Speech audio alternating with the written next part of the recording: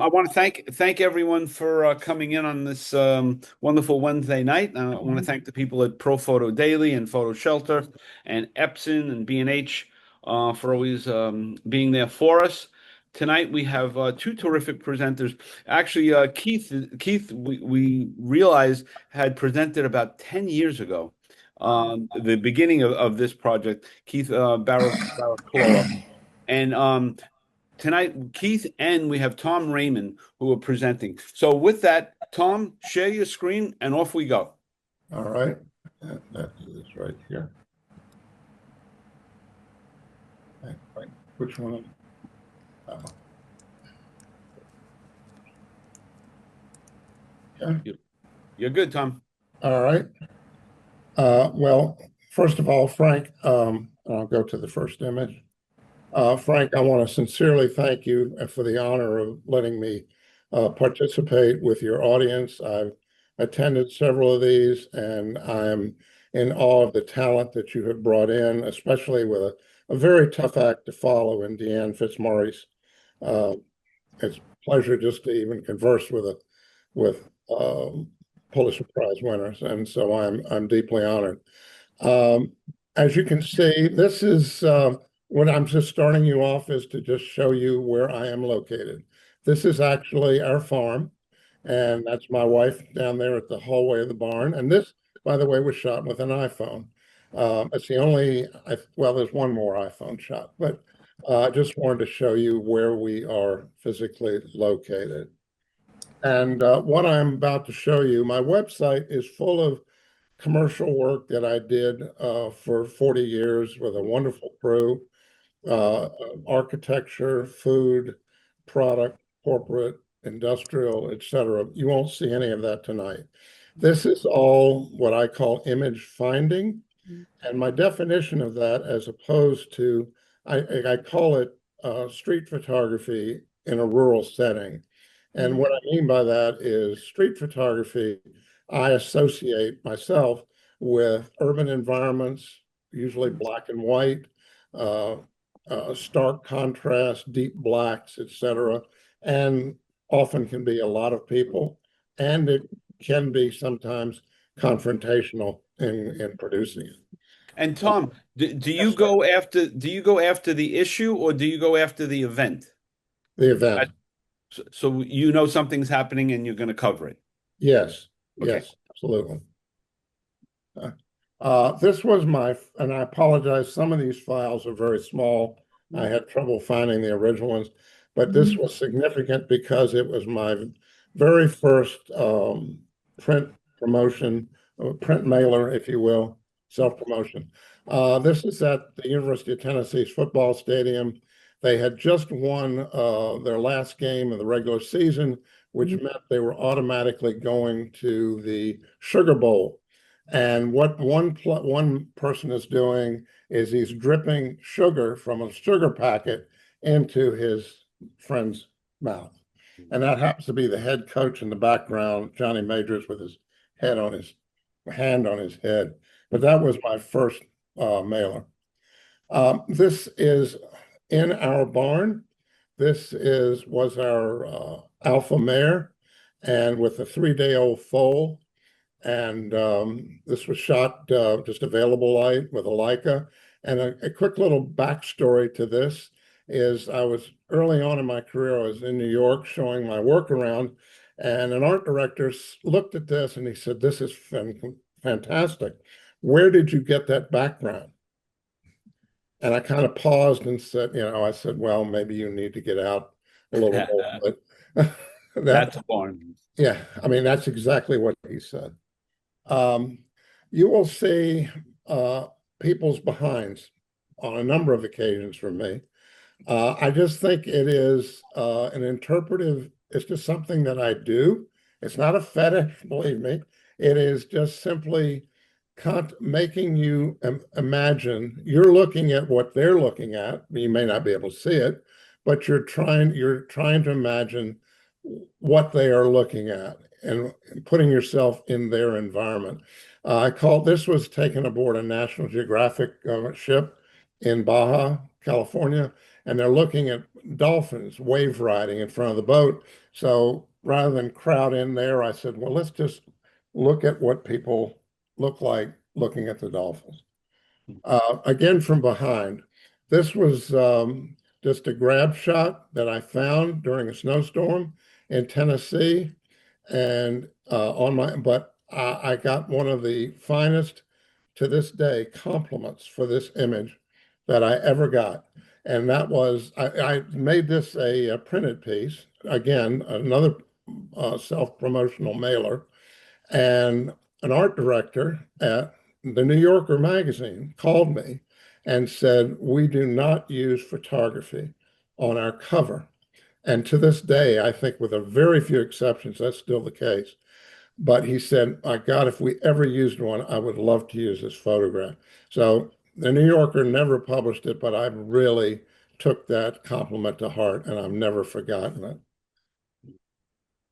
This is just, I was on a corporate assignment at a metalworking plant.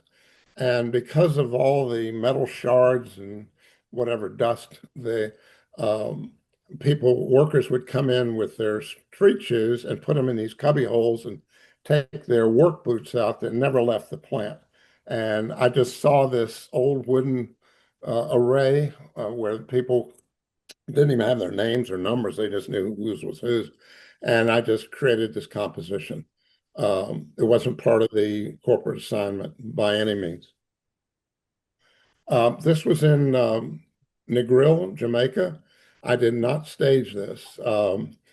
This was a local Jamaican, and he's heading the ball. And at sunset, I didn't ask him to do it. I mean, but I found him and I just stood there. And I think the Jamaican national soccer team is called Reggae Boys.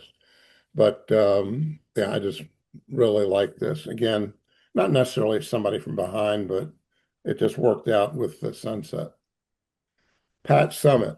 For people of you who don't know Pat Summitt, she is still to this day one of the most renowned collegiate basketball coaches of all time. I spent 3 days with Pat on assignment for Sports Illustrated, and this lady just flat wore me out.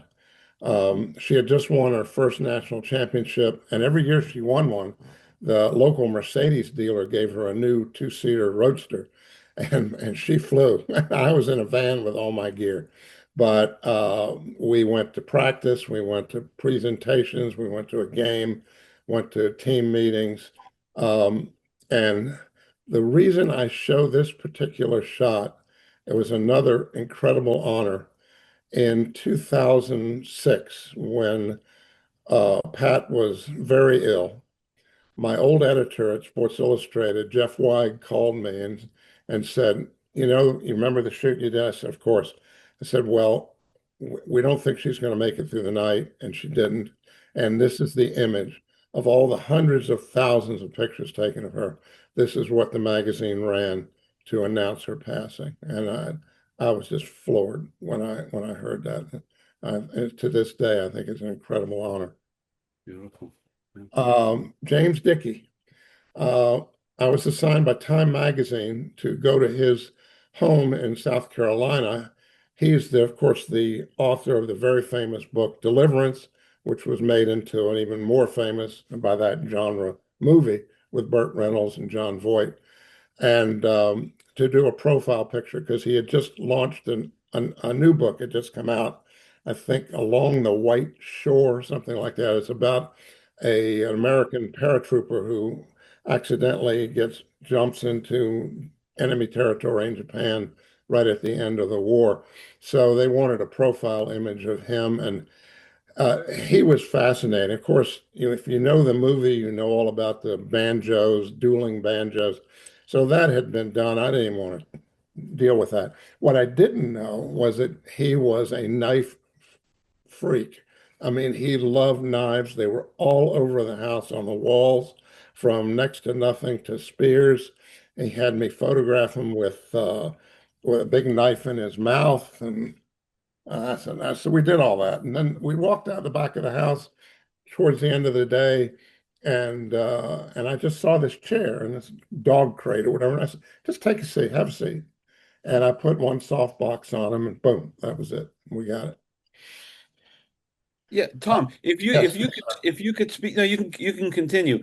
If you could just speak to you're down south, how did you keep relationships going with the editors up in New York? That's a good question, Frank, because I would often, well, I was a member of ASMP. I had bought ads in The Black Corporate Book? Showcase, American Showcase.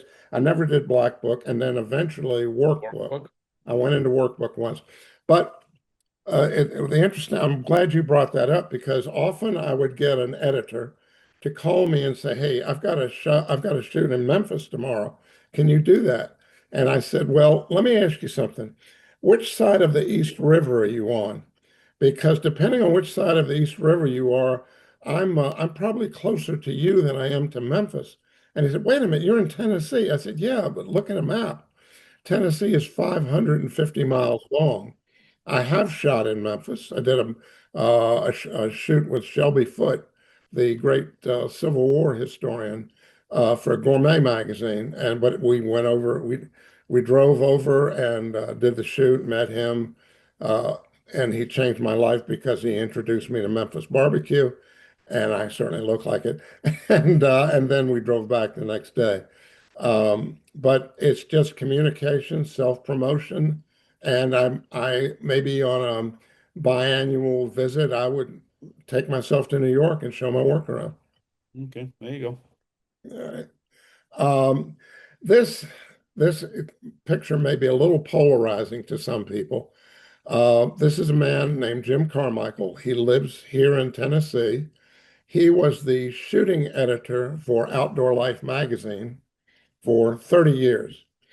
And when he retired, I photographed guns. He would every year he would have writers and experts come in from all over the country and test new prototypes of guns, shotguns, rifles, whatever.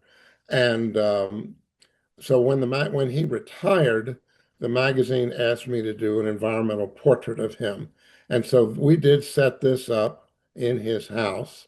There's some things about this from a conservation point of view that would probably turn some people off, but when you look at the audience, I was for Outdoor Life. I'm sure they loved it. And that is an elephant's foot for that table, and so we assembled this and and Jim took 27 when I shot this, he had done 27 trips to Africa and never paid a dime for them because they were all paid for by Remington, Beretta, whomever. Uh, this is in not not Tanzania, but Namibia. It doesn't matter. The only reason I show this is I wanted to show composition can even be done with a long lens. And this is at a watering hole in an area called Etosha.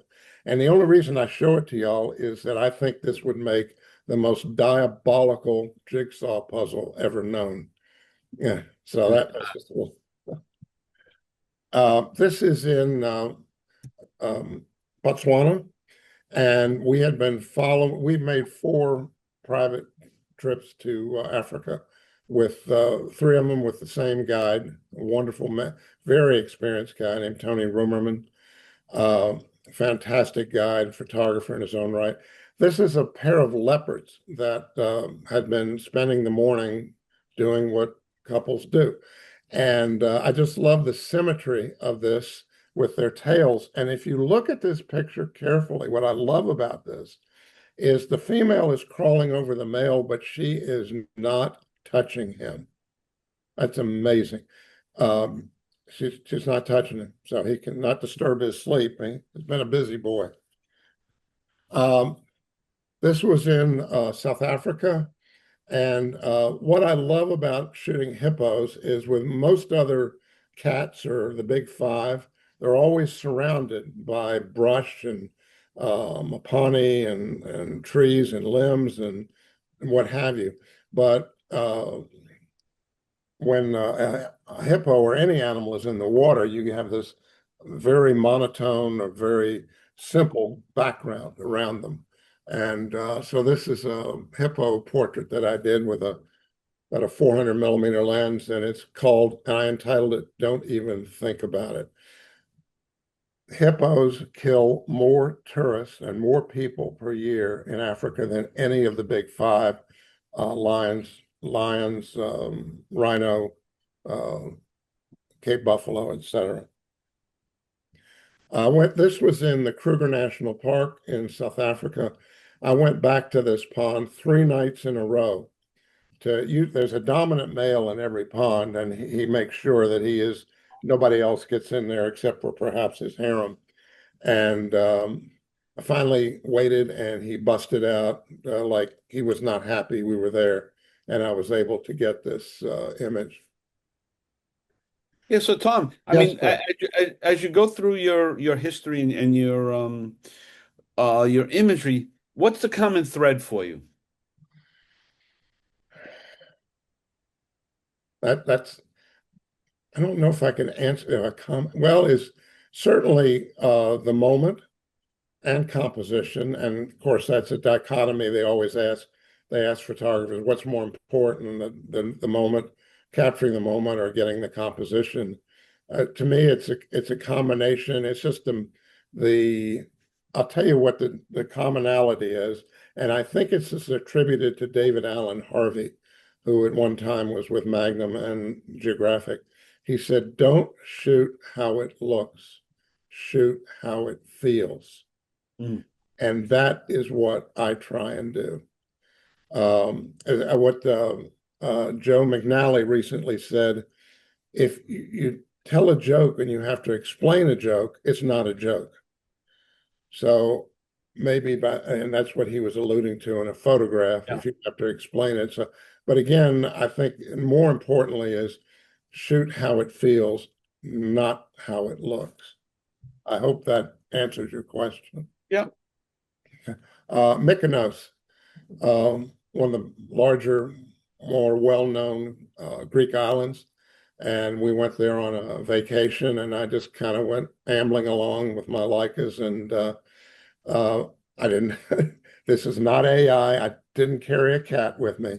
I just happened upon this, and that cat is so interested in his next meal that he could care less where I was, at least for that moment.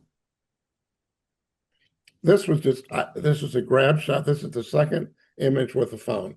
We went to a dog show, and these are corgis, which are very long, very low, and they apparently had an owner and a friend. You can see some others in the background, but I just love when he's obviously begging for something. But I called this, may I have this dance? Very nice. Florence, Italy. And this image I entitled The Nap. This dog, like maybe a golden retriever, I think was owned by the shopkeeper to the right, on the right side of these two ladies. And maybe that's because you see the scooper there for when he does his business. But I stood there for a good 45 minutes. If you were walking down that street, you were walking around him. I mean, he was just laying right in the middle. And I just, I waited, I shot several frames, but this is one that just really transmitted that, hey, this is my street and I ain't going nowhere.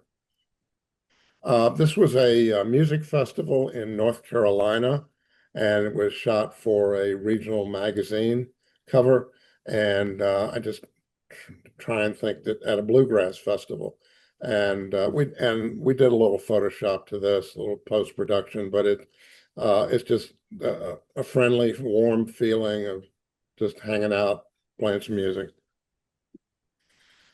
This was at a county fair just a year ago, and a lot of these fairs in the South have beauty contests. And I'm not going to make an editorial comment about these 5, 6, 7, 8-year-old girls made up like older girls, but this composition, I got backstage for a while. Eventually, I got run off. I thought it was well, I can understand. I didn't talk to any of the girls. I was just standing there keeping my distance, but I was attracted to the composition to this girl at the top on the left with the fan in her, and the pose, this regal pose that she already had quite an attitude. And that's just kind of I don't know that there's not with a photograph, if it's, where does your eye go? And this is a difficult picture for knowing where your eye can go because there's so many people in different juxtapositions. But when I just saw her holding the fan and striking that pose, that's why I shot that. Uh, for In 1984, I was contacted by a wonderful lady, Ursula Mahoney, who is the photo editor for the Sunday travel section at the New York Times, and a very well-known Southern writer, Wilma Dykeman, had been assigned to do a story on the National Storytelling Festival, which I think when in 1984 it would have been in its maybe eighth year. And it's what it is. It is storytelling. And this was a benchmark for me in that, not because of visual opportunities that it created, but it was such a popular and growing art form, a renaissance, if you will, that this was my stepping stone to. I ended up shooting this festival over the years for everybody you can imagine, every major news magazine, several overseas. And this is one, and it's a tent that holds, and there's a series of tents. They hold 1,500 people.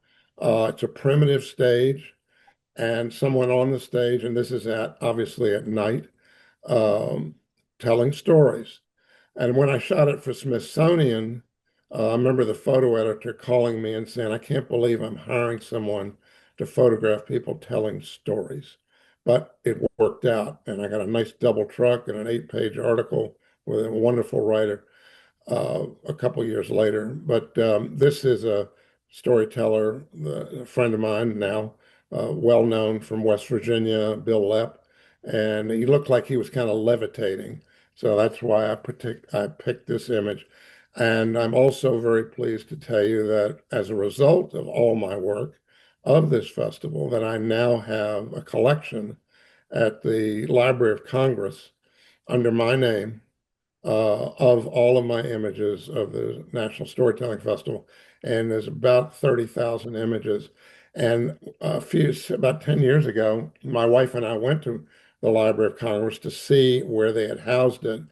And when they showed me in the same aisle all my work between Muddy Waters and Woody Guthrie, I said, I don't belong here.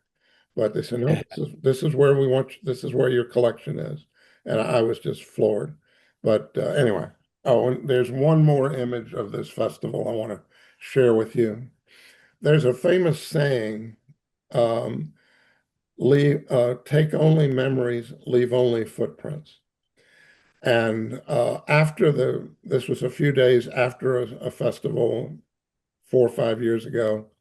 And I went to where one of the tents were located, and just took this image of, obviously you could see Warren where people were sitting in an aisle in the middle, kind of maybe an archaeological image, but it just kind of said that to me, and it just kind of meant something about the gathering of people, and if you knew the festival and knew of the wonderful experience it is, it would bring back terrific memories. If you had not been there, this just looked like somebody had, I don't know, Checkerboard. maybe like crop circles, but that's not what it was. This was for the New York Times. This is a museum of Appalachia, and I just simply, and that's a very famous man who ran it, John Rice Irwin, with the mandolin in the center. And I didn't really pose them. I said, just get up there and just play a little something. and worked out. I just love their expressions.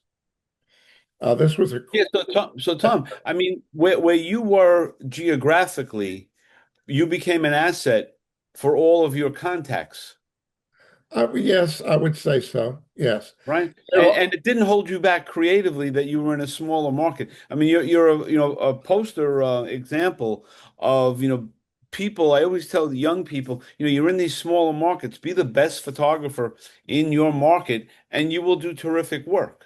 I totally agree. And as opposition to that, back in when I first started, I remember photographers in rural markets that would go somehow and get themselves a phone number with a 212 area code. So New York art directors would call them. But I don't know whether that worked or not. Anyway. This was a corporate shoot in Tennessee, and it was a community feel-good thing. And this was talent that we hired. And I saw this horse in the barn. I did not have a fixer. I did not have a trainer with the horse. I just let it go and just showing the relationship, how to tie a knot, something like that. Oh, and this has a wonderful little backstory to it. This was the last direct mail or U.S. mail self-promotion piece I ever sent out. And I'll tell you why. I was shot in Jamaica. We were hired by a resort to come down and just no, just do your thing. Just interpret this. We don't want perfect people. Just do it. And so I walked behind this waiter. I don't even be doing room service, and one of my guys put a little sepia tone and left the color to the juice. And as a result of spending all this money on a self-promotional piece with this image, Frank, I got one phone call, one. And the call I got was from a photographer in the city who had been given my self-promotional piece by an art director that had received it. And he turned and he brought the photographer in, handed him my piece, and said, "This is what I'm looking for. Can you do it?"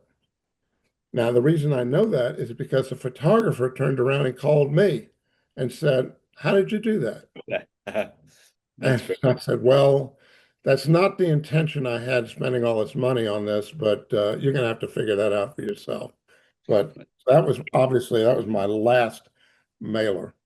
Well, I mean, just for the younger people in the crowd, the years ago you used to print pieces and you send them out, thousands of them, to Yes. art directors around the country and to wherever clients to get work. Yeah, that's an interesting story. Um, this is Jeff Gordon, and this is symbolic of if you don't know the intrinsically and huge, now somewhat diminished sport of NASCAR. Um, I had an employee whose father was a writer and had moved to the Charlotte area and started doing public relations for NASCAR drivers. And he is still a wonderful friend. And because his son was working for me, he said, "You want to go to a race?" I said, "Well, okay, sure, why not?" So we went to Charlotte, went to a race. And about a month later, he calls me and says, "There's this little company in Delaware. You may have heard of them, DuPont. And they're getting into NASCAR and they're going to need photographs. You need to send them something." And I said, "I've been to one race."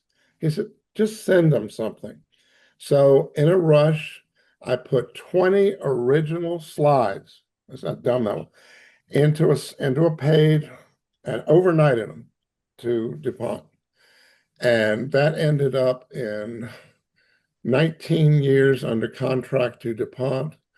We calculated over 250,000 miles of flying, wonderful billings, and for doing all this work, and most importantly, lifelong friends. And and Jeff and I have become, we're not close friends, but we're good friends.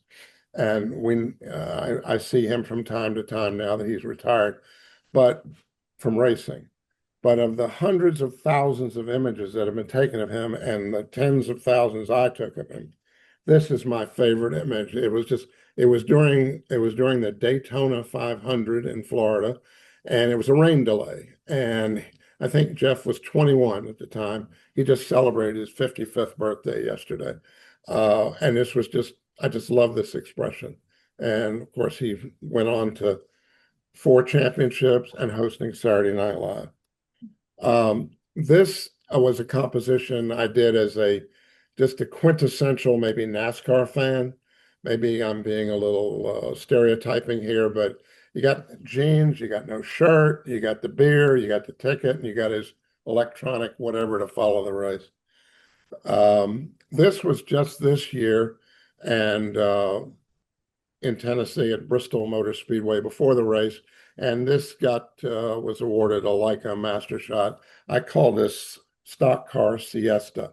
I mean, you get if you can get a cat nap and you're laying on concrete, well, so be it. Take it. This is a NASCAR. This is just a composition. I position myself where the hands of as drivers are being introduced.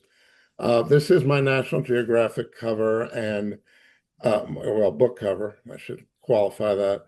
And again, it's somebody from behind, and it has appeared many places, but it was not shot in Scotland. It was shot on the mountains of Western North Carolina at a Scottish Highland Games. But the message is, I think, it's wonderful. Yeah. This is I was with my wife at a horse show. She rides upper level dressage, and we have we've had many wonderful horses on our farm that she has raised many of them from birth. And this was at the Virginia Horse Center. It was about 8 o'clock in the evening. Obviously, the sun's going down, it's backlit. It was 105 degrees. I'll never forget that. But this image sold quite a bit through Getty. You can do good compositions with a 600 millimeter lens. This was in Tanzania, and it lent itself these elephants, their hides, the coloration to certainly to black and white. This appeared in National Geographic online. This was taken with a Hasselblad X-Pan. Love that thing. It was a body by Hasselblad, lens by Fuji. And this was I call this arrival in Namibia because we're on the Caprivi Strip, which is the boundary between Botswana and Namibia. And the lead elephant is the matriarch. The bulls are off by themselves. The matriarch is the one that's the one that'll kill you. Elephants can only discern objects about 80 yards, but they can smell you from 2 or 3 miles away. So as soon as they get back on land, she's smelling for predators. This was composition and waiting for the moment. This is again Mykonos, and I like this composition, the wide angle on a Leica. And I waited for this lady to come out, and I saw her earlier cleaning tables, which to me is kind of a futile effort, looking at what the tide is doing there. This was a real estate project in Tennessee. This won Best of ASMP, I think, in 2008. And what's unique about this is this was talent we hired, and I had him sitting by the pool, and then we had the light, the water was perfectly calm, and I said, okay, let's give it a shot. And I got it on the first frame. And we thought, well, okay, we got him sitting, we got the calm water of the sky. We could go back in the studio and have him just jump in onto a mattress, perhaps. But I said, while we're here, because we only got one shot, because as soon as he did that, it'd be hours before the water was that placid again. And we nailed it on the first shot. And like I said, it was a Best of ASMP that year. This is Bristol Motor Speedway, and this was an editorial assignment. The general manager, Jeff Bird, had unfortunately and sadly had contracted brain cancer and was at Sloan Kettering in the city when he get the best of care, but he succumbed to that. And his son-in-law was given the job of taking over and running the facility. Holds 160,000 people.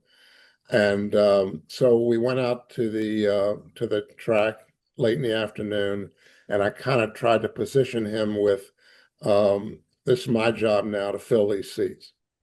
Well, that's where that came from. This was on your promotion for tonight. This was at a balloon festival, and there was a little girl nearby, and I asked the guy, the pilot, I said, "Can she run out here just to give me a little perspective?" And he said, "No, no, can't do that." But wait a minute. And at the top of the balloon, there's overlapping panels, so they can pull on those to let air out, so they can descend when they need to.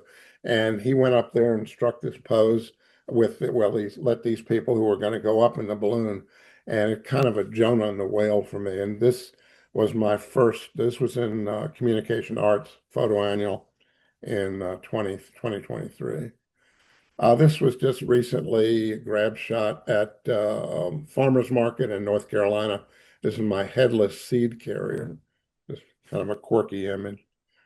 Now, this is probably my most iconic image of people that have known my work. This is a antebellum home in Jonesboro where I live. And all of you I know have been to small and towns and large during on the 4th of July and seen flags and bunting, all over the place. But where is it the rest of the year? Well, I was at a meeting at this house, and we took a break, and I just wandered upstairs, and this is exactly what I saw. No chair, no Boy Scout, but just these flags to the left and this pile of bunting. And I said, okay, this is disarray. What does this scene need to make it right? And I thought of, okay, a Boy Scout. And we went to the local Boy Scouts. This is released. His name is Josh Kerr. He's now a Grammy Award-winning songwriter in Nashville. Anyway, he walked in with those red shoelaces, and I about fell over. I said, "This is going to be magic." And it was. And this has been an iconic image for me.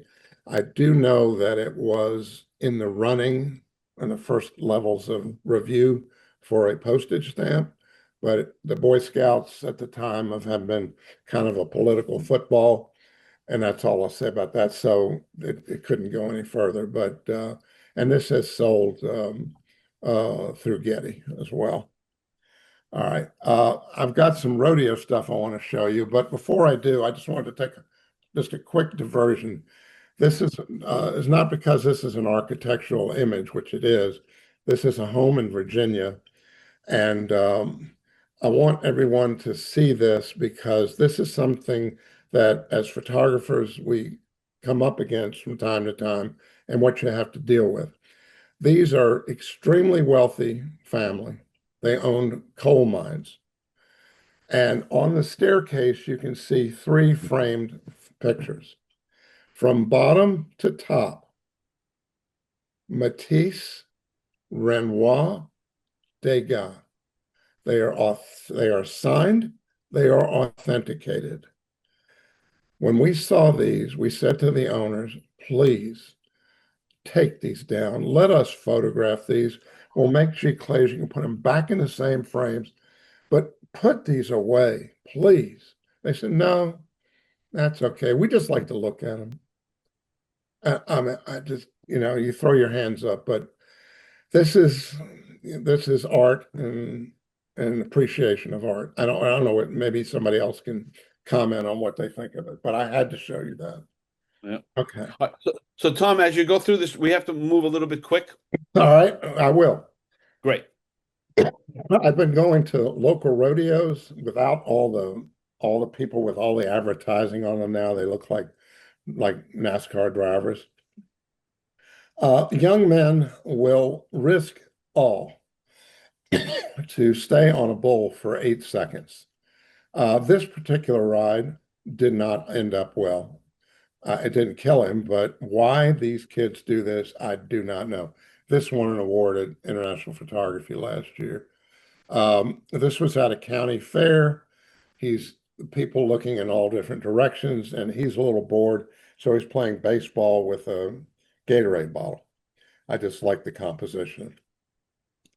Portrait of a cowboy before he went on got on a bull, the same one praying. You're going to see a lot of praying here. Um, I've got two images of this guy. He's praying that he's going to live through this experience. Here he is again. I don't know. I thought of the Vulcan mind meld spell Spock during and put his hand on your shoulder and read your mind, whatever. I guess he's trying to communicate with the bull. This is very sincere. It's not staged. This is just a grab shot, and that's he's not drinking Dr. Pepper. That is for his Good. chewing tobacco. This won a second place at IPA Promoter Awards last year. To get kids into this, they have an event called mutton busting, and they put little kids on sheep and just let them go. Now they run next to them, but it's kind of hilarious.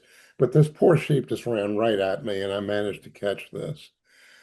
This was a little bit of, I thought maybe an ode to William Eggleston. I thought of that. It's just someone on a horse talking to someone in a truck, and this other horse trying to listen in, maybe. Well, this was like a master shot, getting ready to go out on a bull. You can't go to one of these rodeos and not see teenage boys, men in wheelchairs, on crutches, but they do it. Crazy. This is just another juxtaposition, everybody looking in a different direction.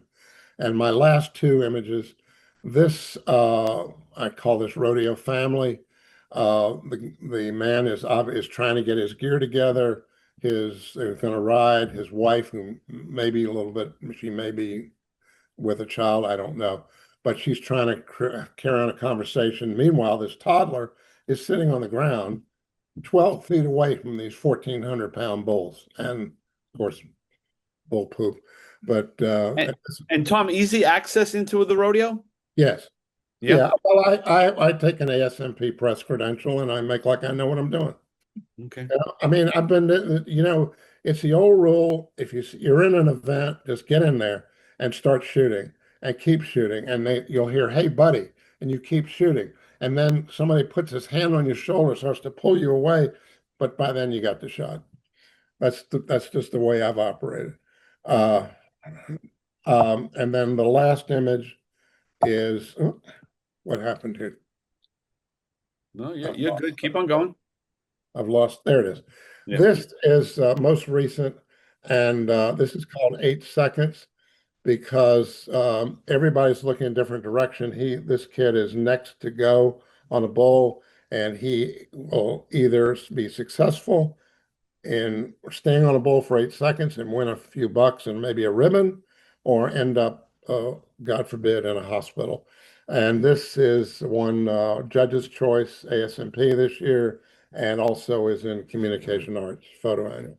Wow. And that is my show. Thank you. Yeah, great. And we have your website in the Yeah, chat room there. Yeah. And so, do you sell prints, Tom? No, No. I've really done that. No. Okay. Well, hopefully you can stick around for any questions we have. Absolutely. Absolutely. I'm Right. looking forward to hearing Keith. And Okay. again, thank you so much. No, thank you for doing that. That was a great journey. Very, very much. Keith, share Yes. your screen. It's all you, buddy. All right. This is 10 years in the coming. 10 years in the coming. Yeah. Share. Baseball. Oh, am I muted? Hopefully I'm muted. Bottom left. Yeah, got it. Oop, wrong one. Sorry about that. Okay.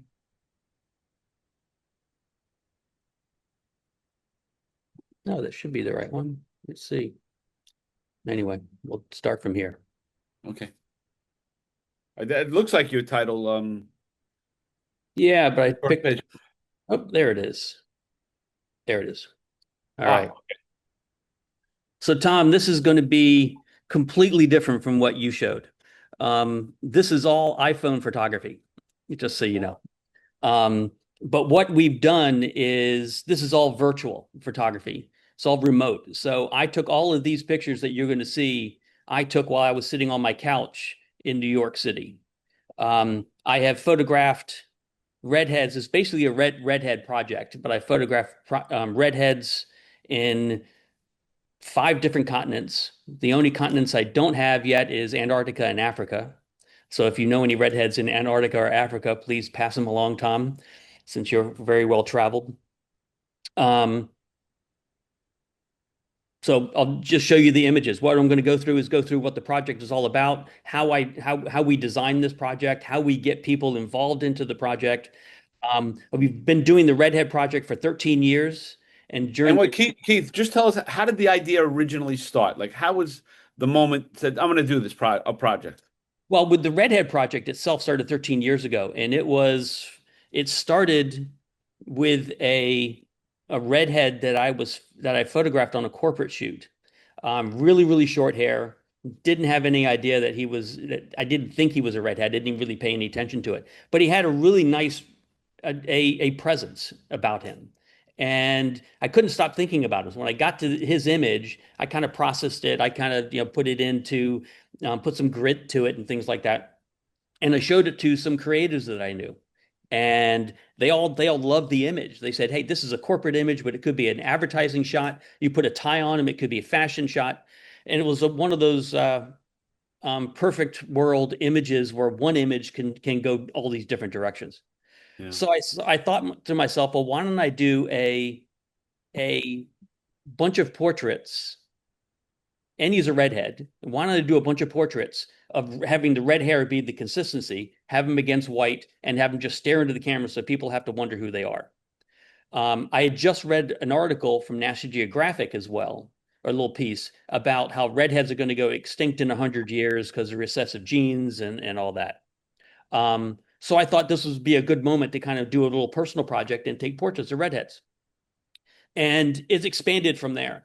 I have a timeline coming up, and I can go through the process of where it came up. Okay.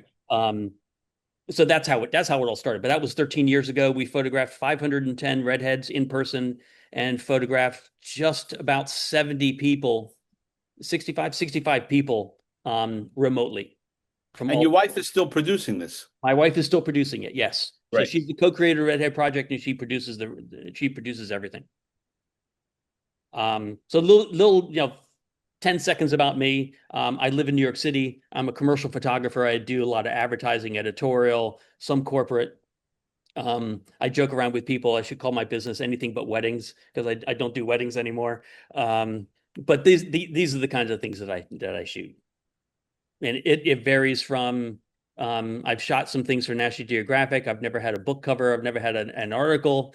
Going back to what Tom had said, but I have had pieces shown in National Geographic Traveler. I have images on their stock site, things like that.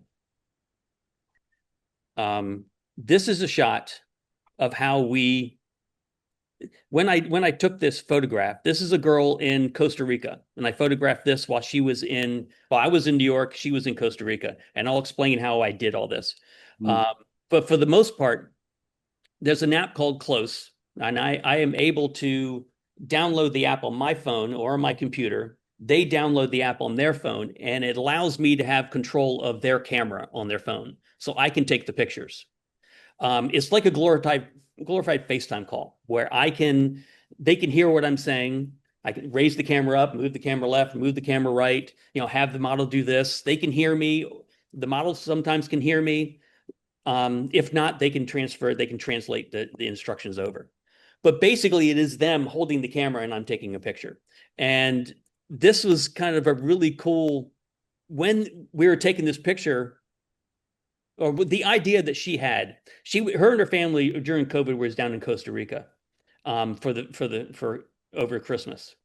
And she was from Boise, Idaho. Their family was from Boise, Idaho. So I suggested, why don't we do a snow angel in the sand? Because you're missing all the snow. So let's do snow angel in the sand. So we needed a ladder. So they went off back to their place. They got a big ladder. So her stepfather is standing on the ladder holding the camera. Her mom is the shadow here, kind of directing her, moving the hair away from her face. And when he held the camera up, the way the light was hitting, it was showing her, the mom, and was also showing the shadow of the guy holding the camera. So it's really, you have to look at it a bunch of times when was this taken via drone? How was this taken? But it was actually me having control of the camera on the phone and actually taking the photograph. And how did you come up with this idea, Keith? I'll get into that. But Okay. good question. Because and now that you say it, when are we going to see a drone series? Because that's got to be coming, right? Actually, well, then I have to get a drone license All and I right. live in New York Oh, City right. and that's problematic, So yes, but there could be a drone Redhead Project series. That would be interesting. Here's a trailer that we did to advertise the Redhead Project virtual and what people have to do to go about it, what your people's impressions are. The thing that's cool about this is that it's like driven by you and by your interests. So we just sat down and wrote like a list of the things that he enjoys and that kind of defines who he is. I realized that these were photographs that highlighted other characteristics of redheads other than the fact that they have red hair. And I loved the whimsy of the photos of people doing things that were just fun and really authentically them. It's been a life-changing experience for me and just something that's been so empowering for me, both in my career and just in life. As as a woman in sport, I think that it's so important to bring these images to light and to inspire the next generation of girls in sport. That's really my dream, but also at the same time to pursue my own career. And this has been something that's been so special in my life. I really like the way you made my parents exercise. Move to the side, move up. That was this guy. That was Logan. And it was really funny when he said that because the process is we have to have someone holding the camera. So they're a glorified tripod. And all they do is hold the camera. They're not taking the pictures. I'm taking the pictures from my laptop. And you have to have good knees. You can't be afraid of heights. And you have to be able to kind of be able to get down and understand a little bit about composition, understand lighting. We'll get into a little bit of that. And Keith, you're actually pressing the button for the photograph. Yes. Someone asked me earlier, says, "Well, are you worried about who owns the photograph?" Because if I'm just directing them and they're taking the picture, do they own the picture? Right. No, they don't have their finger on the shutter at all. I'm the one actually taking the pictures. I can control focus. I can control the exposure. I can do everything that you can do on your phone. I just have control of it.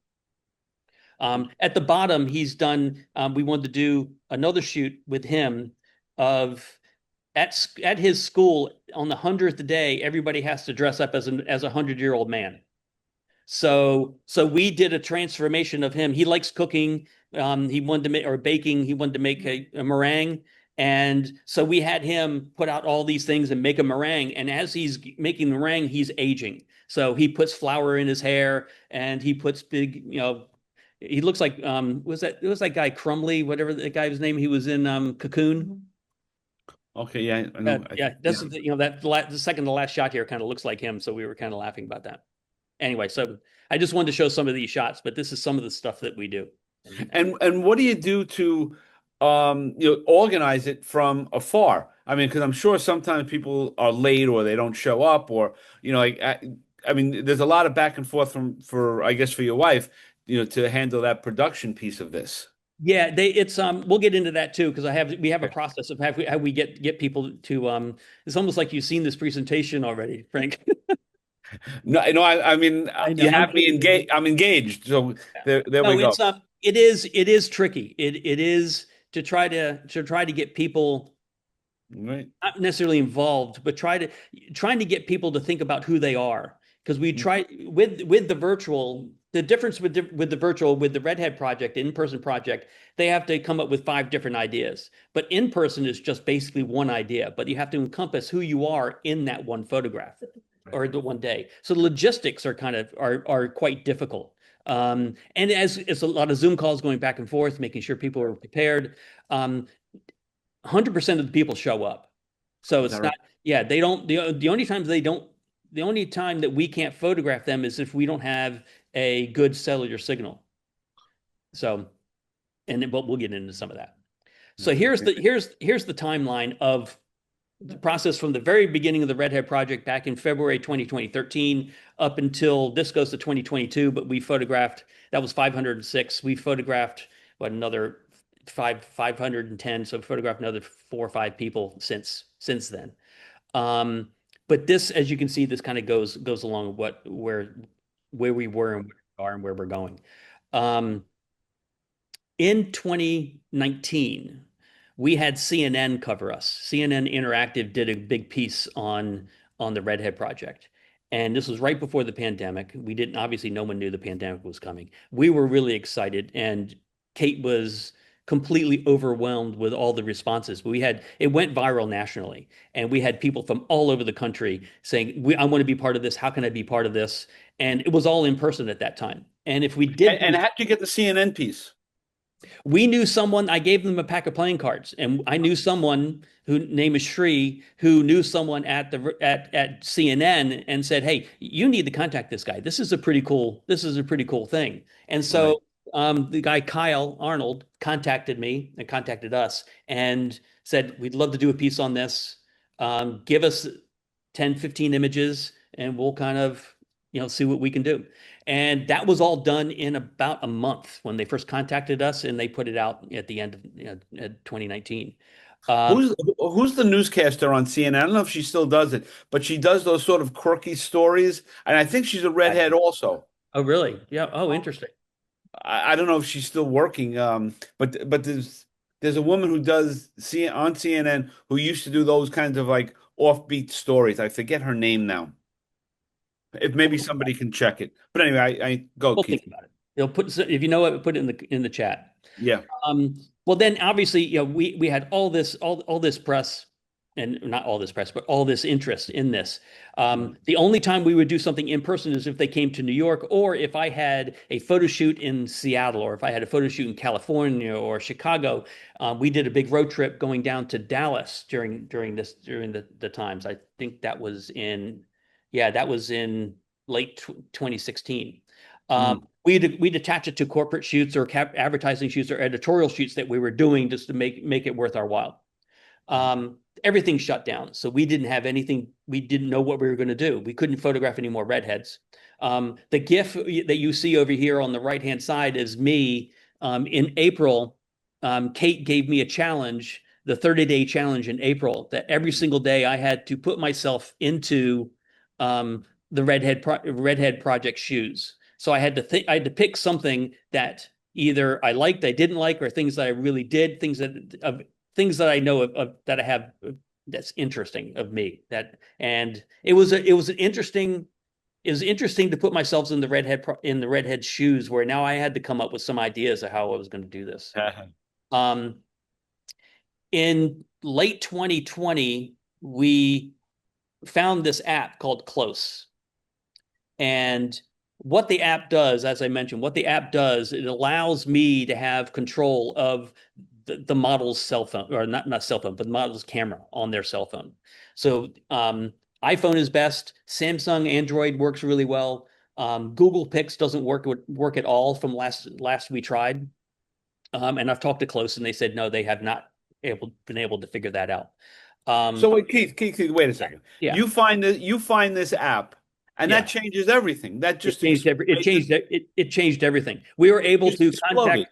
Yeah, we were able to contact the redheads who wanted to be part of this, and say, "Hey, we have this app now that we can do this." We did a bunch of test shoots, which we'll get into in a couple seconds, but it really did change everything. We're still doing in person, but it's really opened us up to the whole world. We photographed people in Saudi Arabia, in Australia, Tasmania, Wales, Ireland, Canada, across the United States, in Brazil. So it's really quite amazing. And the people we've met and the people we feel like we really know, we've never met in person, which is really interesting. So we did a test shoot with this actress that we knew, who did an in-person shoot. That the image on the left is her in-person shot, or one of the shots we did for that. And so we did a test shoot in October of 2020. We wanted to see how this was actually going to work. Can we do this? Does it work? What are the problems? What are not the problems? we knew that she was an actress. We knew she would understand the whole concept and what's going through. We had a friend of her hold the camera. So he could hear, it was a FaceTime call, he could hear me. So with this shot here of the pool, I said, jump in the pool, jump on this pool and have it kind of float away. And let's put the camera down really low to the water and get that angle. One of the interesting things with the shoot, or with the whole shoot, is that the only thing I can see is the view of the camera. So my sense of view is like if I was a horse and I put blinders on, that's all I can see. So when we're at the pool, I would have them do a 180-degree, view of the pool. Yeah. And it's kind of like concentration where I would have to, okay, there's a tree there, or I like that. There's a stump, or there's a bench that I can stand up on to get a different angle. We can try that, or I can do this, or I don't want to shoot over there. Also, with the person holding the camera, it's really nice if they have some artistic bent to them, because it's nice to see, hey, there's really nice light coming through the clouds over here on the right. And I say, oh, show me. And it's all great. We can go do that now. Yes. So wait, so Keith, creatively, this is a new space for you, because part of this is your directing, right? Yeah. Yeah. I mean, and how did you morph into that? And was that difficult for you, or it just seemed, why haven't I done this more? I mean, why didn't I do this, or earlier in my career, to direct? Well, it's interesting because it's like, with the Redhead Project, I'm directing them a lot as well. I'm letting them be themselves in front of the camera, but it's also, hey, could you, put your hands up like this and, give me a really big, wide, grin or something like that, or your surprised look as flowers pouring all over you. Because we do get kind of quirky. We take some really nice shots as well. So it wasn't really that far removed from what I've been doing for the past 10 years, and even on advertising shoots, pharma shoots, when I'm actually talking to someone, is directing the talent to get them to do what we need them to do, basically. Yeah. And then do it in a way so it doesn't look fake. Yeah, and this feels like you have like a moving element to it. The way In a way. I don't know, I'm probably not saying it right, but it feels like you're doing video almost, because you can move here and move there, and all of that. Yeah. In a sense, yes. It is all stills, but I'm watching them move around, and I'm taking pictures and say, hey, okay, hold the camera right there, and I take 2 or 3 pictures. Okay, let's get a different angle and angle it up or angle it down or do it left or right. And so, yeah, it is a different way of thinking. It is not. And can you turn on the video piece and do video as well with the app? Yes, I can. The only thing with the video uploads to their camera, where the images upload to the cloud, and then I take it from the cloud and I put it on my hard drive. So the images don't live there. And the video is really bad video. I mean, it's not, and it really depends on the setting, because it's all camera. It's all iPhone camera. So, right. Okay. But yes, we certainly can. And I have a couple pieces in here that kind of shows behind the scenes of how we do this. Right. So here's Taylor talking about one of the Redhead Project is definitely about highlighting who you are. And a big aspect about who I am is that I'm an actress. And so who I am is consistently wanting to be other people. So for me, having inspiration of wanting to play like this character, this role is kind of where that comes from, because that's the way that I am. But if with the Redhead Project, it is your chance to kind of be the star of this project, of this art world. So if that brings out in somebody, because that's the beauty of what we do, of like photography and art and film and all that other thing is, let's say you take somebody who really does just like draw a lot, or is just kind of silent, and you say you want to like do pictures of them, and then maybe they want to make one of their drawings come real, and now they're all of a sudden like they are this crazy kind of person that is wanting to highlight this hidden part of their personality out in these photos. So it just depends. I think outside of yourself, I think everything is like a small piece from within, just being showcased. It just depends on what you want to showcase. So with her, we really wanted to test it just to see what the capabilities were, because this is the first time we really shot this. I did not scout beforehand. I didn't say, I had her send me a couple of pictures of the house. It was a friend's house, and take me, a couple of pictures of the house. I knew there was a pool, but I really didn't know what was there. I knew there was a door, but I didn't know how big it was. I didn't know what the light was going to do. We didn't really pick a specific time of day. which is all the things that we put into consideration when we did this next. So it's really, on our end, it is coordinating what their ideas are and what they can't come up with, because they have to figure out the who, the what, the why, the where, and the when. Right. And we kind of bring all that together and do it and make a photograph of it, which we'll get into. I'll show you sets of different things. Great. Great. And here's another. We took a shot of her laundry room, which was unexpected, but it's kind of funny. I was doing my laundry at Lily's house, at my friend's house, and I was like, oh, I should like clean this up before we do this. But I was like, we won't show the laundry room. But then you kind of liked it. You kind of liked this idea of like having everything kind of being a muck, and like that's the whole point of like the quarantine in a sense. It's kind of like this is real life, but here I am in this ridiculous like girly slippers and like vintage outfit and like hair done. Like I just think that it's a really cute concept that is very real, which is I think what you really do bring forth in the Redhead Project is it's not a bunch of like models posed in ridiculous ways that aren't real. It's like real life things that have meaning and purpose. So I think that this is definitely like a Keith photo, you know what I mean? Like I wasn't planning on laundry room, I wasn't planning on this, and this is you being, doing your thing. It was so smart to get somebody who's an actress, your first one in. Yeah, it worked That was really good. really We had a smart. really nice rapport during our photo shoot, and we had kind of kept in touch. And yeah, it was really good, especially if she can explain it that way. And a lot of the redheads that we photographed, we have interviewed them via Zoom, and we recorded it. And we go over the images. Did they what are your thoughts about the images? And I have some quotes here that I'll read from people of what, not necessarily more of who they are, not their process. So since that photo shoot went really, really well, we said, hey, let's see if we can really do this. So now we wanted to do a bunch of test shoots in a lot of different circumstances, in a lot of different areas of the United States. Some in New York, some in Connecticut, some in Winston-Salem. Did something in Savannah here with the hockey, in Colorado. So, and we wanted to do things in a lot of different lighting scenarios as well. And for example, this lady here, she's on a pontoon boat. Can we photograph? Do we have cellular signal in the middle of a lake?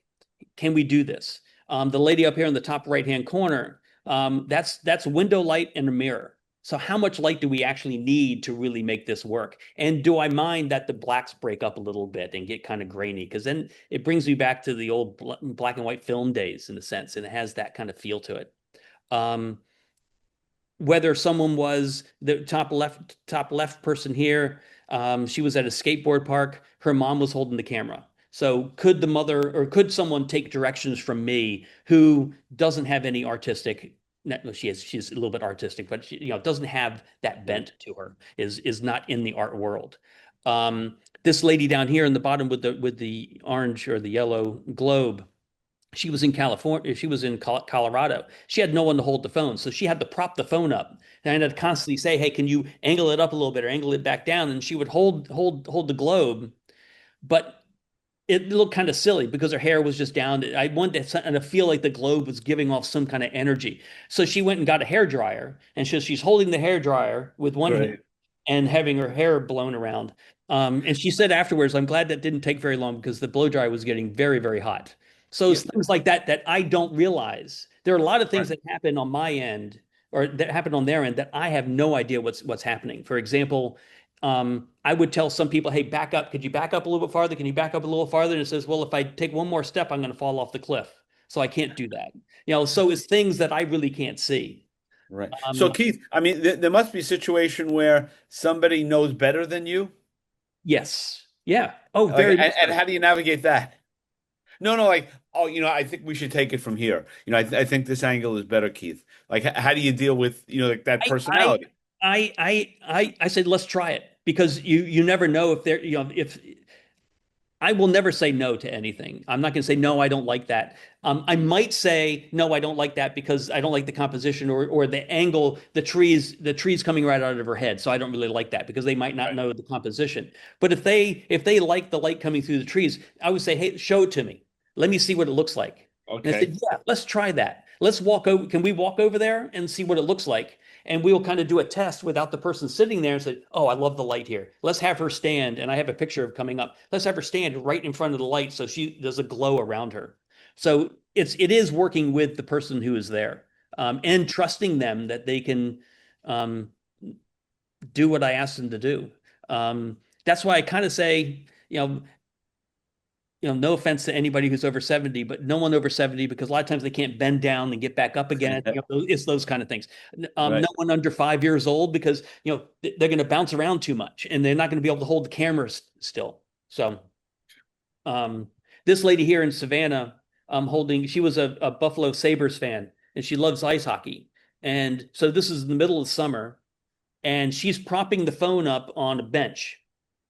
And she can hear what I'm saying because it's basically a FaceTime call. So she can hear what I'm saying. So I'm taking pictures of her, and she's looking off to the left, looking off to the right.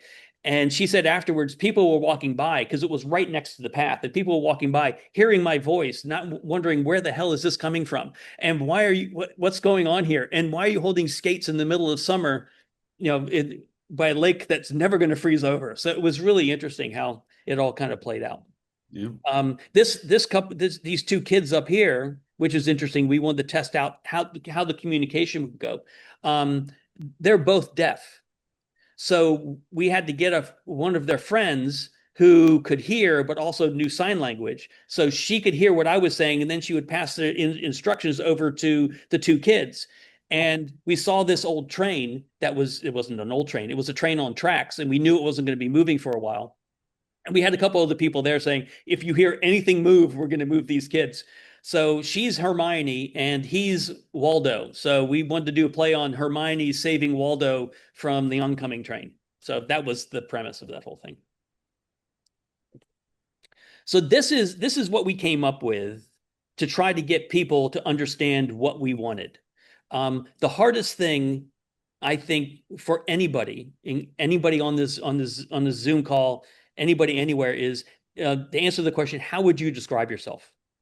But that's what we ask these redheads to do. And you need to go who, what, where, when, and it all revolves around the why. Why, who are you? What's your why? And where do you want to be? Where do you want to be photographed? Is it a time of year in your life? Is it an anniversary? Is it a birthday? Or is it a place with great lighting? Or is it a place that means something to you? What do you want to show? What kind of props? What kind of clothes? Creative. You can be as creative as you want with this whole thing. And when do you want to do it? What time of day do you want to do it? And it could be actually when, actually the when is where you, what time of year. And Keith, when do you realize I have another person? Like, when do you realize like they've gone over the threshold that they're really in? Because I'm sure you send this out sometimes and you never hear back from people, right? Yeah, yeah. Oh, yeah. And like, when is it? We got a great one. Yeah, well, it's interesting because we do not go out and search for redheads. They have to come to us. Okay, And the reason they have to come to us is because they've already bought into the idea. Right. Okay. So that makes it a little bit easier. We have had people come to us and say, hey, I'd love to be part of this Redhead project. And they think it is just, they have red hair, so they stand in front of a white background or a colored background, and we get their picture. Or they say, oh, I'm in Arizona, I'll stand in the desert next to a cactus, you can take my picture. It's a lot more than that. So when we give them these things, and there's a 6-7 page PDF that we send them that kind of describes the project and some questions in there that they have to answer. And we do get back, no, this is not for me, I'm not interested. And we're fine with that, because if you're not interested, we don't want to waste our time, because it takes a lot of time for Kate to kind of put this together and organize it. And we don't want to waste your time. We don't want to waste our time with it. Right. Yeah. Yeah. Makes sense. We also give them this thing because we want to give them a lot of different words that they can feel, oh, okay, what are my interests? What are my skills? What are my aspirations, mannerisms, style, aptitudes? And so we give them things to reflect on and about who they are. So they can start filling in these little triangles, and they can fit, little squares, triangles, whatever they are, and you can fill those in with different words. And then we take those words and we say, okay, now let's build a photo shoot around what you say you are. And Keith, I mean, this here, I mean, it looks like almost like we went to business school, right? Yeah. Like Yeah. who is the shoes that your wife is it the collaboration that we need to get this focused because all this is right here is really an Excel sheet in this is the plan, this is how we have to do it. It's Yeah. not scattered, right? Yeah. So is that the collaboration between you and your wife to come up with this program? Yes. Yeah. She Because it's she great. designed this. She designed this program. I mean, I will take very, very little credit for all this. She's the person to put this all together. Great. She thought about, she thought about the colors, what is yellow? Where is blue? I mean, went down to that thing. And I said, okay, let me design this. And I kind of put this together in Photoshop and said, okay, that's the thing. Now let's put it into PowerPoint and make a presentation out of it. Yeah. No, it's We great. did do webinar. We did do when we were looking for, after we did all those test shoots, we made a webinar, and we had some of the redheads that we had photographed to be panelists. So if anybody wanted to be part of this, they knew what they were getting themselves into.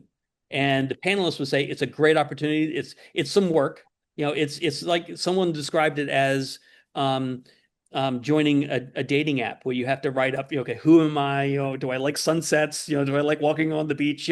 All those things. And basically that's what it is. You're describing yourself, to get a photo shoot. And the nice thing about it is you don't have to be an actress. You don't have to be an actor. You don't have to be, you can be anything, and you don't have to you can be any age. All you need to be is a naturally born redhead. You can't have dyed hair unless you're old enough where your hair is turning gray, and then you use some dye to bring it back to red. We can allow that, but you need to be a naturally born redhead. So basically, this is the goal that we do. We conceptualize, we collaborate, and then we have the photo shoot. The conceptualization is having them write everything down. The collaboration is a couple of Zoom calls, and some of them are 45 minutes to an hour, hour and a half long, going through the whole process. What are you going to bring? How are you going to, okay, where do you want to shoot? How are we going to do this? So, And are you conscious? I mean, because you're really threading a needle here, right? From being engaged, making it fun, it's going to be interesting, to like, oh shit, how much do I got to do to get this? To be involved in that, right? I mean, there's an art form to that, to just to get it right, so that I'm not intimidated by the process. Yeah, and I think having some people, you see some of the interviews, we show them that, and we show them the other photos, so they know that we're legit too, and they say, hey, we have a lot of fun with this. And also, I think it's how Kate and I present it. So when we're on Zoom calls, Kate always tells me that, okay, I told them this was going to be a 15-minute introductory Zoom call, and we're there for 45 minutes because I get really excited about it.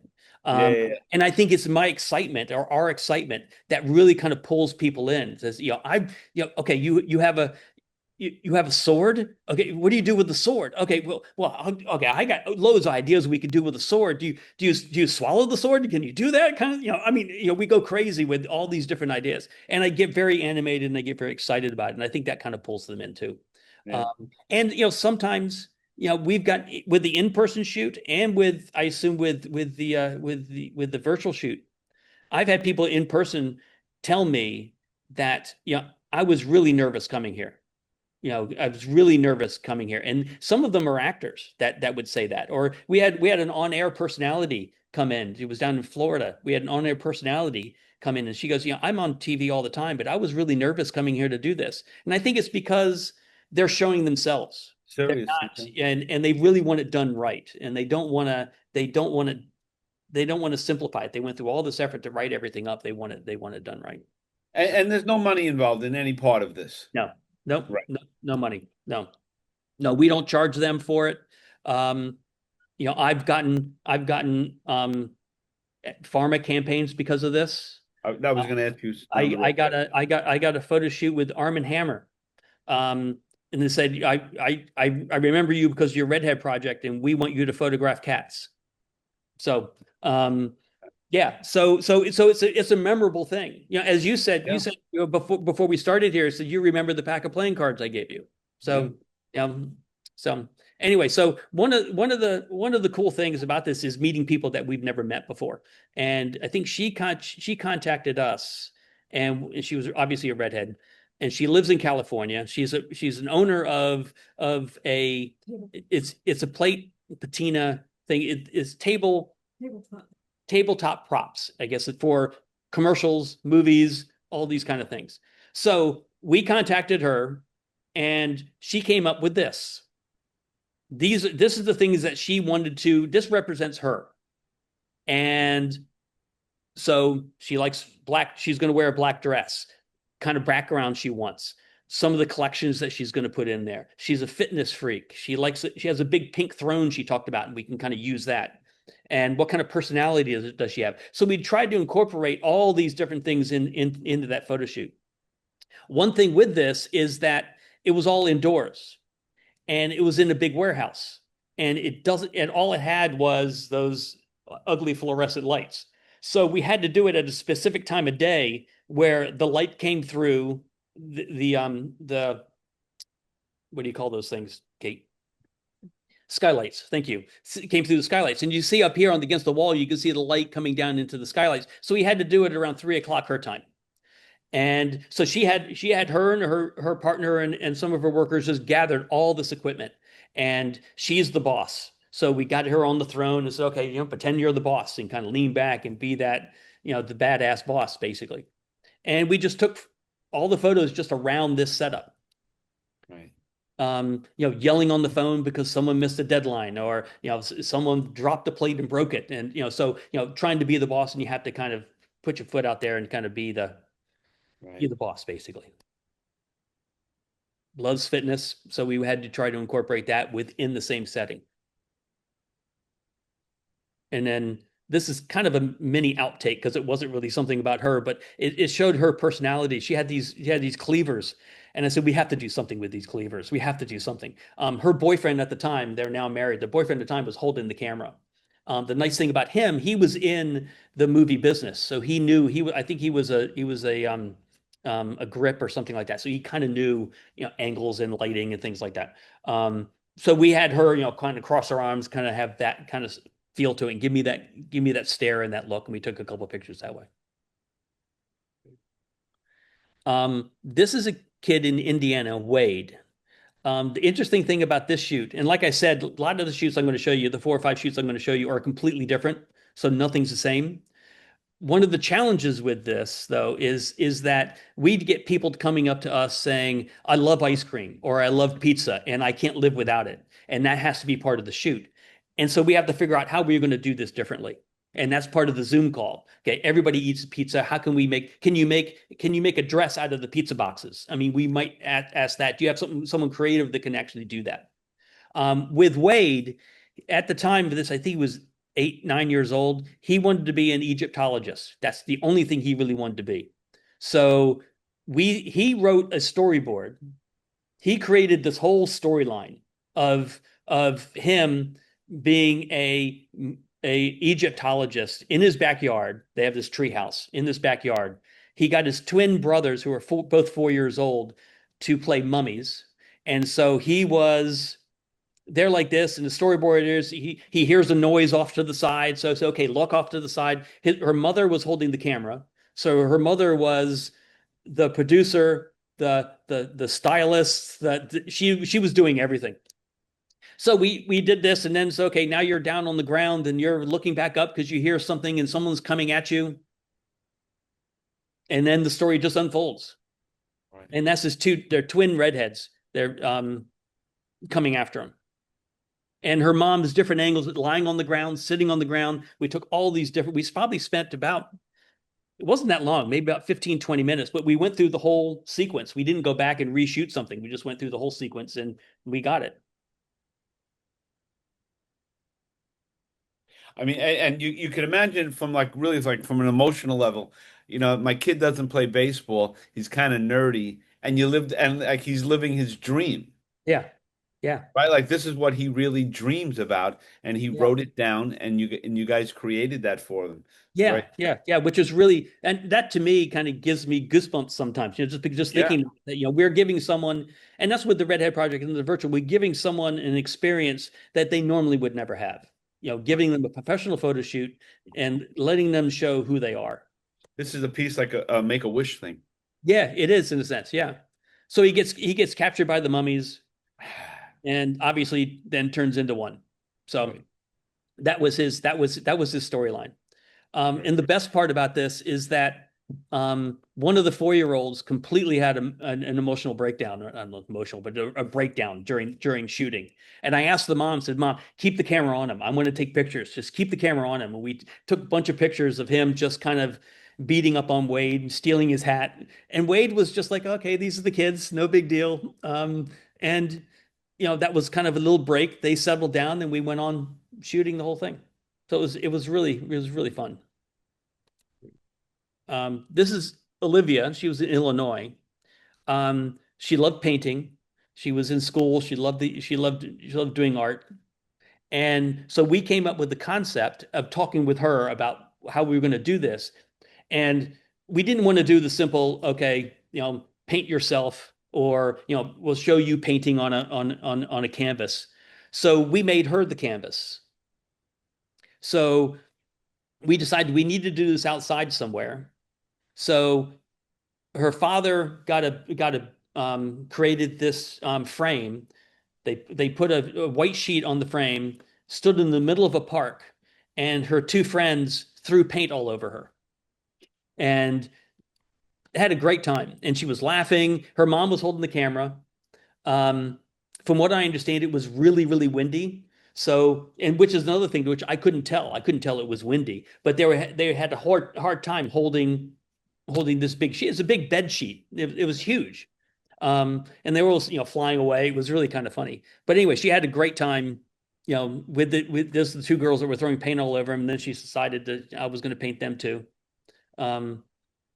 So that's another way where we can incorporate their likes, what they really love doing, and they really have fun with it, and really show some jocularity, I guess, if you want to call it.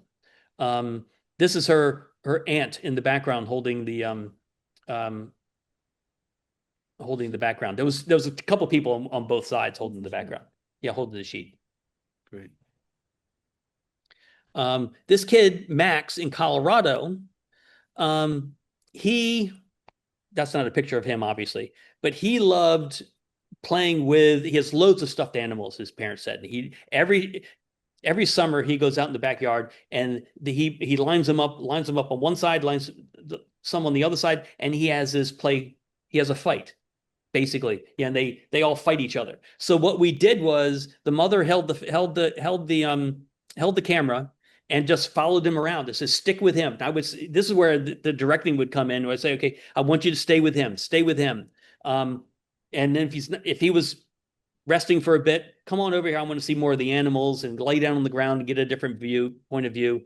I asked him, basically we just let him play, and we just documented everything that he did. I also asked them if they had a smoke machine, which they did. So I said, we need to incorporate the smoking machine to make it look like it's some medieval battle in the 1600s or something like that. And, all these dead stuffed animals are everywhere. And Max really loved it. And then, here's his hero shot. And then some outtakes where they had a dog, and the dog started getting into it and started stealing some of the stuffed animals and running away from it. And Max was running after him. So it was all that kind of just capturing that moment. So just keeping the camera rolling, so to speak. Another girl, Evelyn in Texas, she loves the color galaxy, which I guess is a purple color, but she also loves the galaxy and the universe, and she loves studying those kind of things. So her idea was that her uncle actually does street art, sidewalk art. But what he does, he power washes it. So this is actually, you can see the star in the background is actually the clean the clean sidewalk, a clean driveway, and this is all the dirt. And so this is how he does it.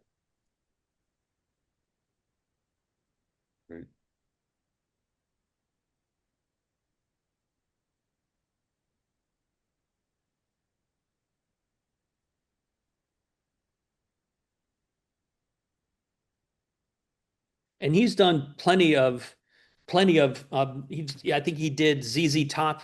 He gets hired by people to paint their driveways, basically clean their driveways, but do it with a painting.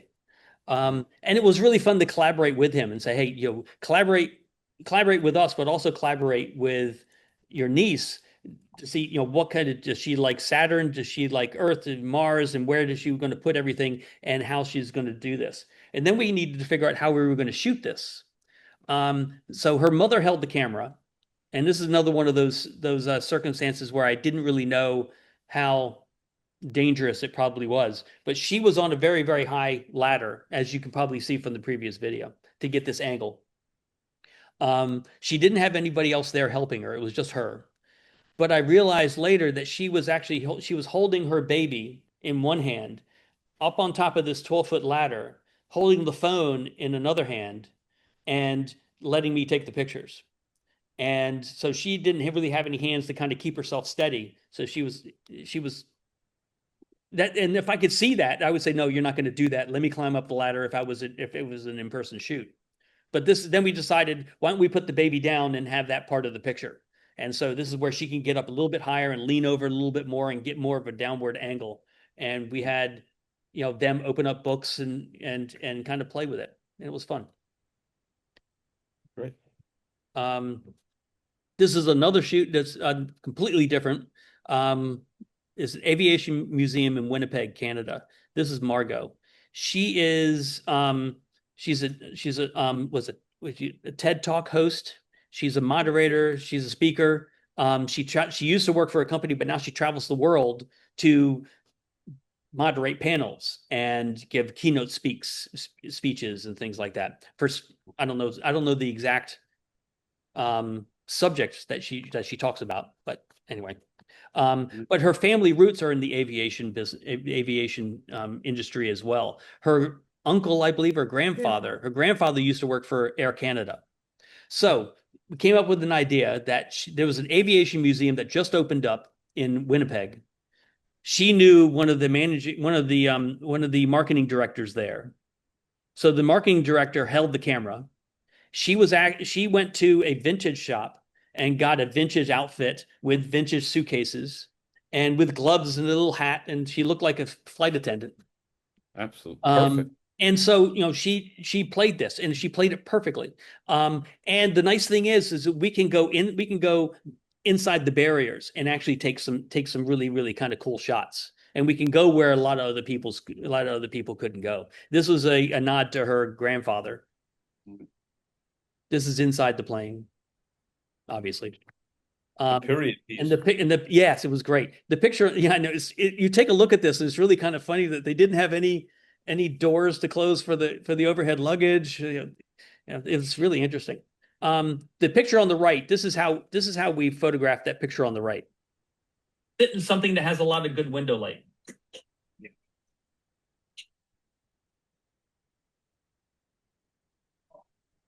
So I'm on my computer. Yes, please. Yeah, all the way in. And I just want you kind of leaning, and you, Vanessa, come sit on the opposite seat of her, the other side of the aisle, and point the camera right at her. Yeah, something just like that. That's great. Hold it really still. And back up just a little bit.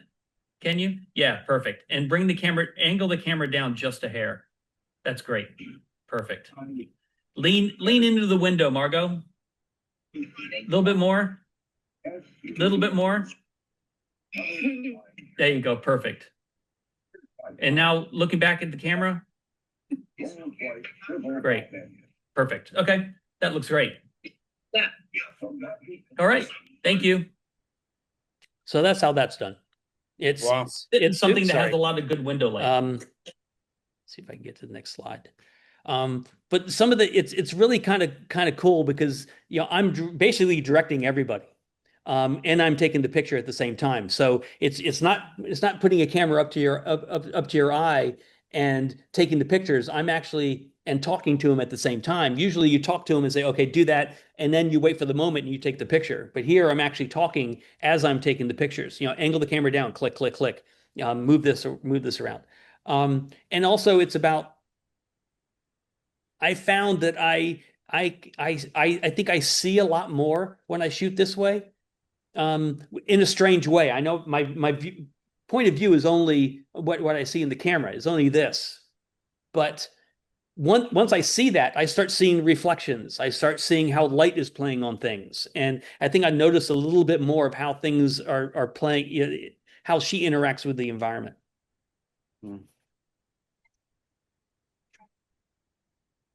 She's an actress also. This one, yeah, you can tell. She isn't, but she No, she's so comfortable. But yeah, no, she So was very comfortable. Yeah, she was very comfortable, and she, just like everybody else who does it, they completely bought into it. I want to do this. This is going to be great. She took the time to go to the vintage shop. It was her idea to go get this. I asked her, I said, hey, anything you could do? This is a vintage planes. We need you to kind of match that vibe. Yeah. Beautiful. Great.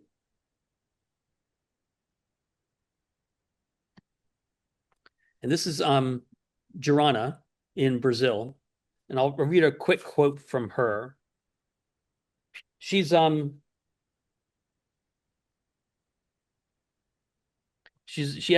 a couple kids.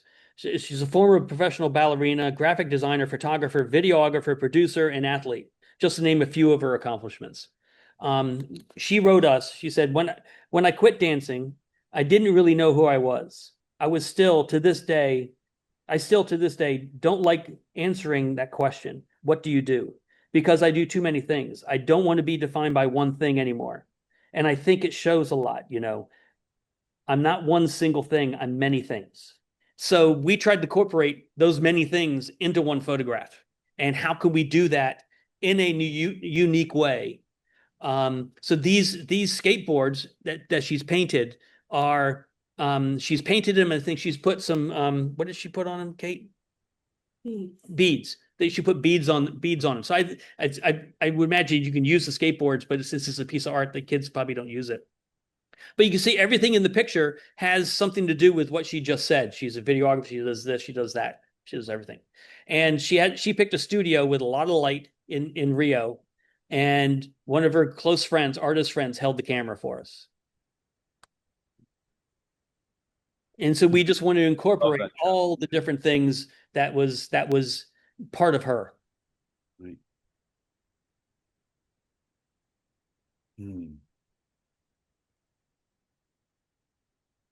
So yeah, it's interesting. It's the same location, but we tried to do different looks, different outfits, different things that she was holding and how she was holding it. So it was a fun shoot. And then we wanted to show a little bit of Rio in the background, so we had to go to the window and kind of, it's not really a dance pose, but it's more than I can do. So. That's for sure. Great. And Michelle in Florida, she was another redhead that came to us that we had photographed her in person. And then we photographed her again virtually because she was going through a time in her life that was really traumatic. She had just divorced her husband, and she was a two-time, I think it's breast cancer, two-time cancer survivor. So we wanted to incorporate some of those pictures in, those experiences in that. And she says, I'll show you this. She says here, one of the quotes says, beating breast cancer twice was one of the hardest seasons of my life. They were the unknowns, uncertainty, and prayers whispered through weakness and tears. But it was also a season of deep learning, of surrender, of strength I didn't know I had, and of learning to rely on God and his people in a way I never had before. And so, when you read those quotes, you try to incorporate that into, who she is. This is the bedroom that she would stay in for months on end while she was recovering from chemo and doing all these things. So I was trying to incorporate everything that she wanted to. And a lot of it, obviously, I'm not there. So she's setting it all up. She's doing a lot of the props. She has to pick the props. She has to style it herself. I might make little tweaks. Hey, can we move this pot over a little bit more so I can see this? Those kind of things. And then this is a celebration of her breakup with her husband. This is the wedding dress that she had cut, and she was in the process of actually cutting it to make it a skirt. It was kind of fun. Right. And this is her, the wedding pulling her one way where she's trying to get away, and it was fun. This is another shoot which is really interesting because we did an in-person shoot with her. Her father was a monster truck driver, and every once in a while she would drive the monster trucks. So she has that real, I wouldn't call it masculinity, but she is that real tomboy feel to her.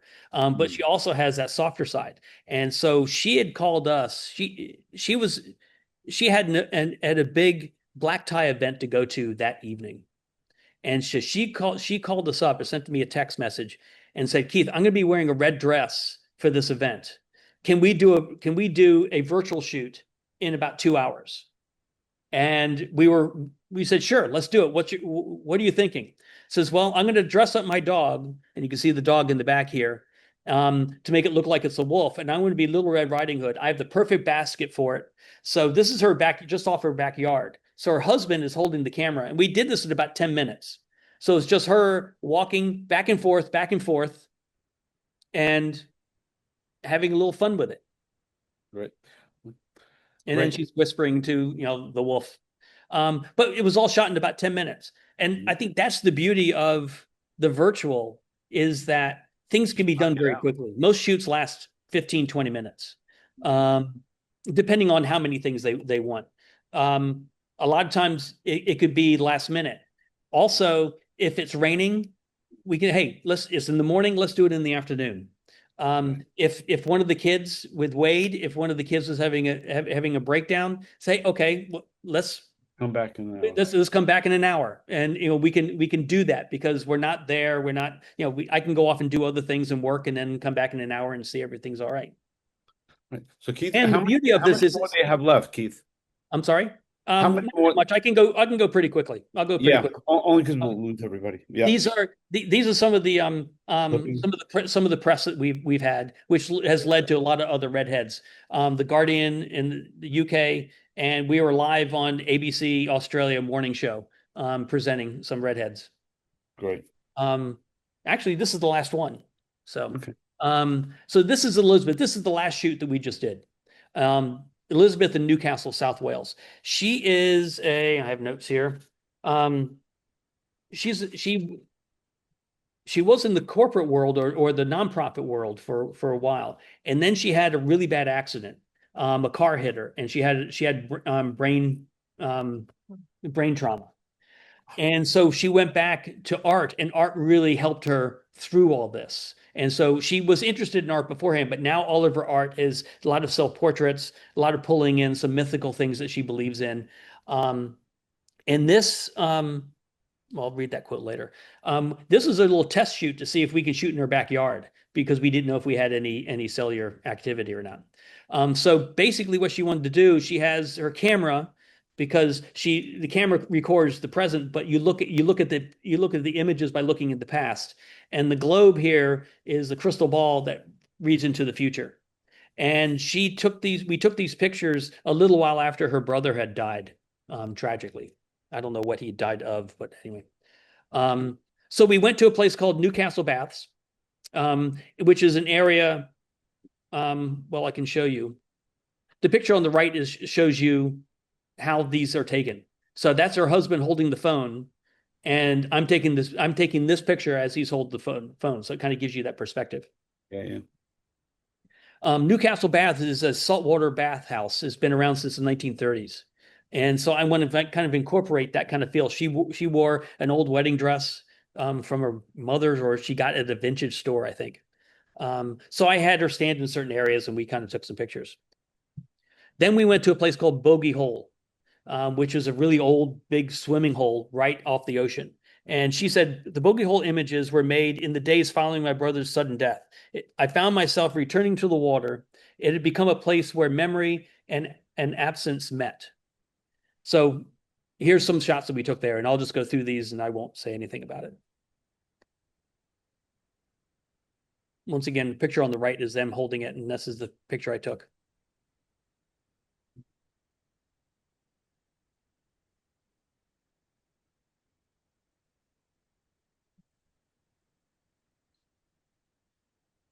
One thing that comes through with all of them, you really have an engaged subject. Yeah. Yeah. And willing to do things. I mean, she sure, you know, climb in there with this old vintage wedding dress in salt water. I mean, you know, there's not a lot of people that would be willing to do that. Yeah.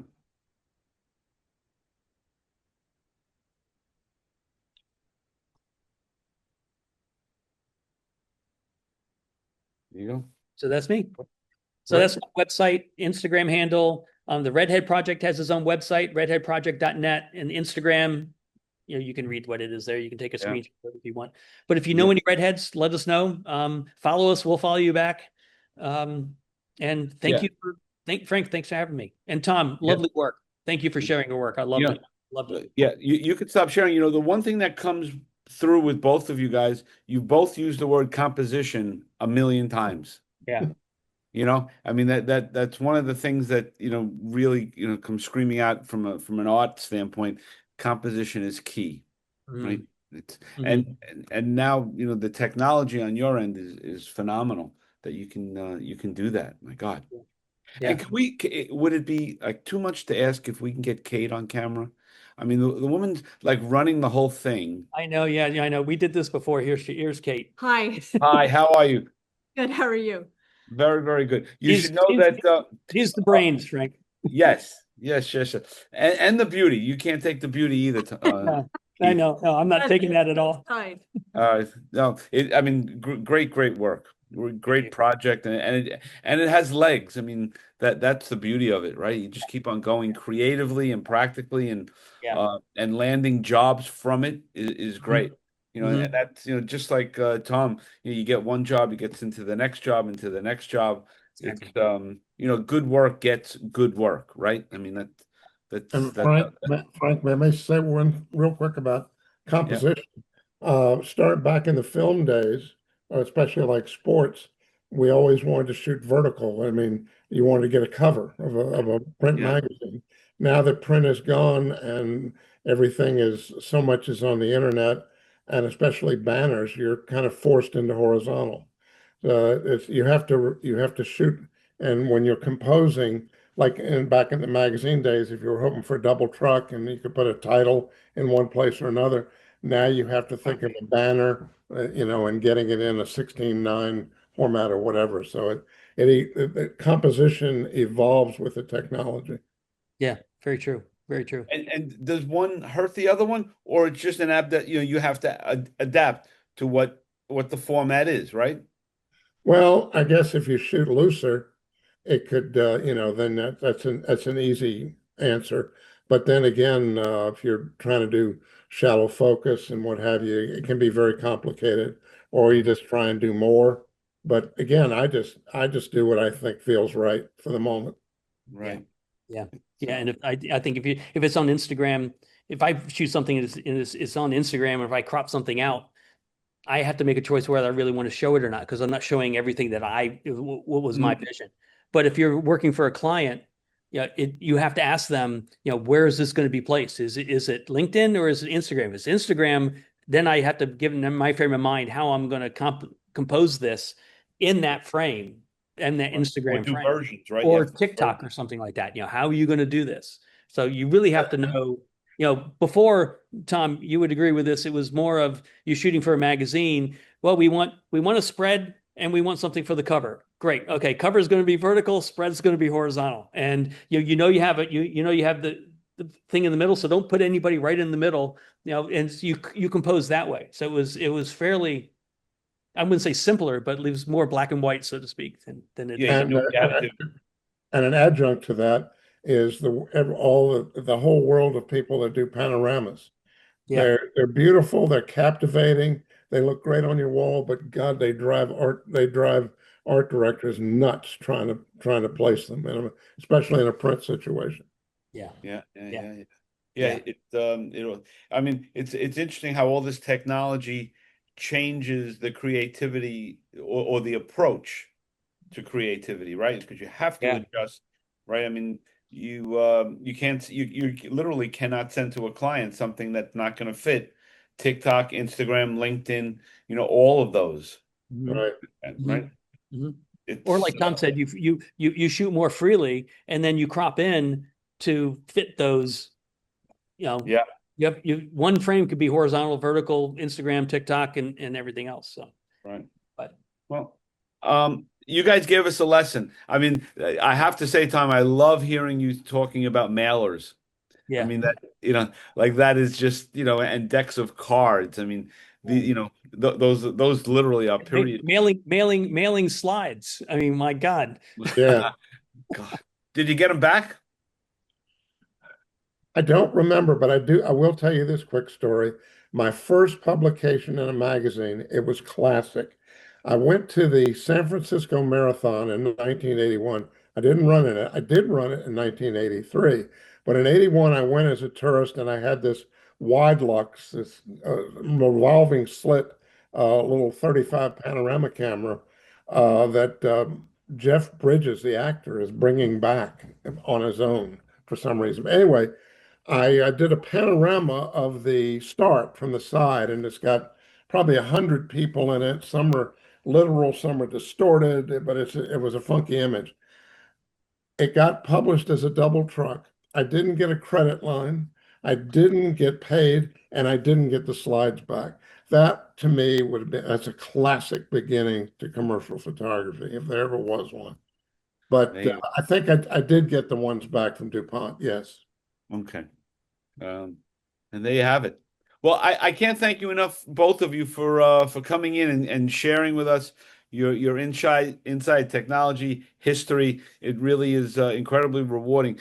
Both of these, Jay, tell me if I'm wrong, will be up later in the week, next week, Yes, sir. on the YouTube channel.